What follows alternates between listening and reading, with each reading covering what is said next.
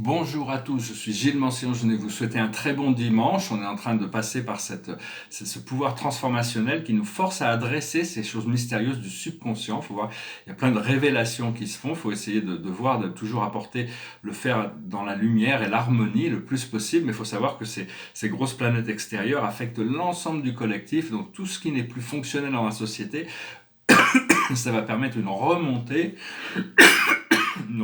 de toutes ces choses pour les voir afin de les réadapter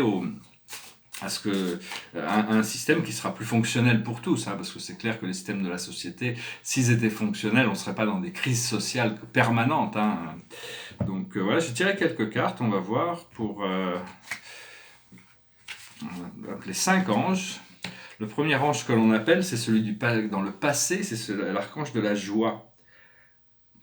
Réel, c'est l'archange de la joie. Donc on connaît déjà la joie, on sait ce qui nous rend joyeux.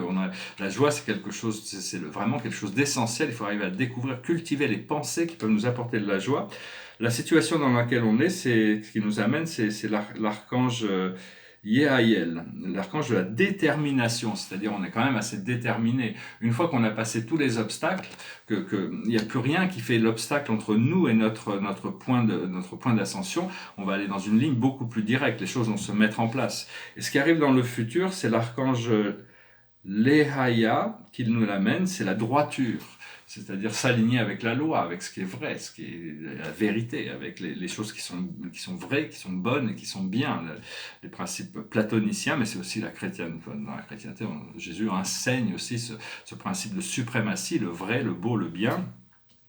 La chose sur laquelle on travaille actuellement, c'est la sérénité. Et là, c'est l'archange Velia qui on les remercie de nous apporter, de nous assister. Les anges sont là en assistance. Ils ont besoin de notre autorisation. On a besoin de les autoriser à interagir plus consciemment dans notre vie. Ils sont dans des dimensions très élevées. Donc, vous ne pourrez pas forcément, même si vous avez l'œil de l'esprit ouvert, les voir. Mais vous pourrez sentir le pouvoir de leurs actions et l'habilité à communiquer. Même s'ils n'ont pas trop, c'est pas forcément les personnalités qui communiquent le plus à travers des mots, disons. Pas moi personnellement, c'est plus au niveau vibratoire que ça se passe. Et l'aboutissant, c'est l'écoute, c'est l'archange Arahel. C'est l'écoute, c'est d'apprendre à écouter, c'est-à-dire il y a des messages essentiels pour notre évolution qui peuvent venir de n'importe où, n'importe quand et n'importe qui. L'esprit se sert de tout. Toutes ces choses que l'on considère comme mondaines ne sont pas mondaines en réalité, elles font partie de l'expérience spirituelle, de la voie. Et donc c'est juste qu'il y a des cycles inférieurs et des cycles supérieurs. Il faut arrêter de se sentir impliqué dans tous ces cycles inférieurs, sachant qu'ils vont se résoudre. Il faut s'occuper de notre propre vibration. C'est la première chose à faire. Alors je vois beaucoup sur internet, il y a beaucoup de gens qui font des buzz, faire le buzz, c'est très à la mode, on fait le buzz, il y a plein de gens qui regardent. Mais tous ces systèmes de buzz, ça monte et ça redescend. Ce que l'on cherche dans l'enseignement philosophique, c'est pas faire des buzz, c'est d'arriver à une situation durable, quelque chose qui fait avancer le programme de manière durable, qui peut s'ancrer, on cherche pas, c'est un petit peu comme l'ascension, bien sûr qu'il peut y avoir des points de flash qui nous ouvrent notre esprit et qui transportent notre conscience dans des dimensions supérieures. Mais ça reste quelque chose de très graduel. Il faut s'habituer à ces nouvelles énergies qui viennent du monde spirituel, de l'intérieur, et choisir, savoir que cette ligne temporelle dans laquelle on est, elle est faite vraiment pour nous amener vers des ressentis de plus en plus légers, de plus en plus agréables, qui vont nous amener à l'ascension.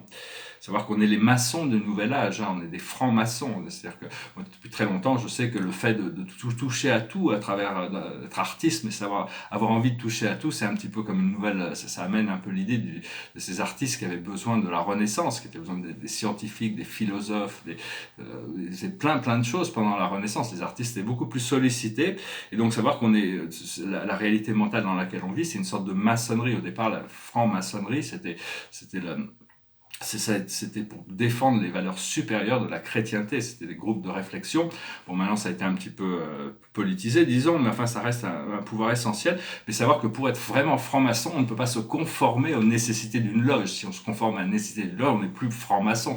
On maçonne la maçonnerie qui nous est enseignée dans la loge. Donc c'est vraiment garder l'esprit ouvert le plus possible, à essayer d'abandonner l'intransigeance, et pour arriver à s'élever au-dessus des choses et voir les choses de manière neutre. Savoir comment on est des participants on est pleinement participant dans l'expérience de notre vie. On a quand même les choix, on a plein de choses et on commence à devenir beaucoup plus sensible aux choses qui sont dans notre pouvoir, à l'intérieur de nous, et donc plus conscient des choses, savoir les choses qui ont besoin d'être libérées. Ces choses-là se font vraiment progressivement. Voilà, je voulais vous saluer, je vais chanter une chanson, tirer quelques cartes à la fin. Derrière moi, c'est un portrait, ça fait partie des séries de portraits que j'avais fait de femmes cette année. Et ici, c'est une sorte de intérieur avec 3 tableaux. Ma mère, quand elle voyait ce tableau, ça me rappelait la Provence. Ce tableau rouge avec un tableau vert et un tableau blanc de l'autre côté. Et au départ, le mur était rouge et le sol était bleu. Et puis j'étais avec des amis, j'essayais de regarder ce tableau, je trouvais une solution, puis tout d'un coup j'ai mis cette bande blanche au milieu et ça l'a vraiment calé, ça l'a fini, ça l'a complété. C'est des tableaux assez subtils, hein. Calme, c'est des tableaux très calmes. C'est bien actuellement si on peut passer du temps un petit peu déconnecté des médias, déconnecté, se mettre avec un livre ou quelque chose des activités calmes pendant ces quelques jours, c'est toujours bien. Je chante cette petite chanson, elle est assez facile, je voulais pas chanter quelque chose de trop dur. It goes like this. Fly me to the moon and let me play among the stars. Let me see what spring is like on Jupiter and Mars. In other words, hold my hand. In other words, baby, kiss me. Fill my heart with song and let me sing forevermore. You are all I long for, all I worship and adore. In other words, please be true. In other words, I love you.